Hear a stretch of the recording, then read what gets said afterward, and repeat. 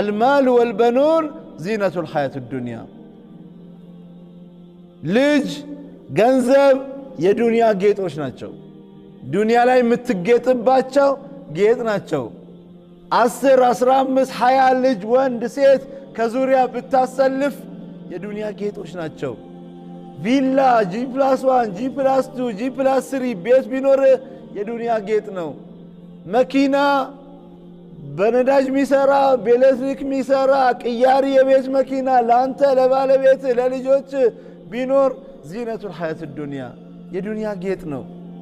ካንተ ጋር መኪና ቀብር አይገባም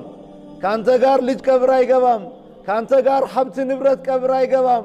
ካንተ ጋር አብሮ ቀብር የሚገባው ምንድነው መልካም ስራ ነው አላህ Subhanahu Wa Ta'ala نعم ነገ ቂያም ቀን ዱንያ ላይ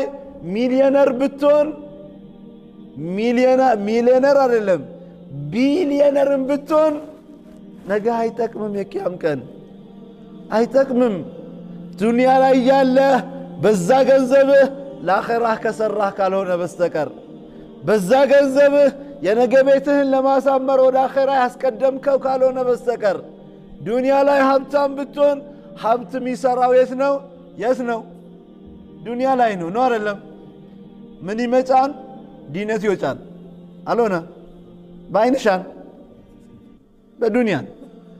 ምን ይመጫል ዲነት ይወጫል ምን ይመጣል በገንዘብ እንወጣዋለን አብሽር የሚባለው የት ነው ዱንያ ላይ ነው አኺራ ላይ በገንዘብ የምትወጣው ነገር የለም ምክንያቱም አላህ ሲነግረን አለይሃ መላኢከቱን غلاظ شداد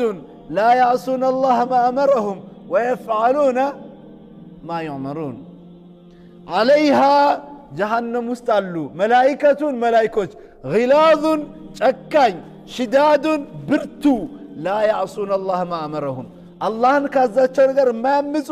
ويفعلون ما يؤمرون የታዘዙትን ብቻ የሚሰሩ ጠማሞች ምን ይላሉ የቂያም ቀን አላህ ሲነግረን ما أغنى عني ماليه هلك عني سلطانيه ما أغنى عني ماليه ገንዘቤ አልጠቀመኝ هلك عني سلطانيه سلطانيም ከኔ ከተወገደ ያ የዱንያ ቁጭ ብድግ ማደርግበት ተጽኖ ፈጣሪነቴ የለም ከኔ ጠፍቷል نعم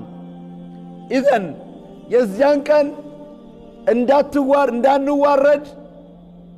እድለቢስ እንዳንሆን ዱንያ ላይ አሁን ነው ዱዓ ማድረግ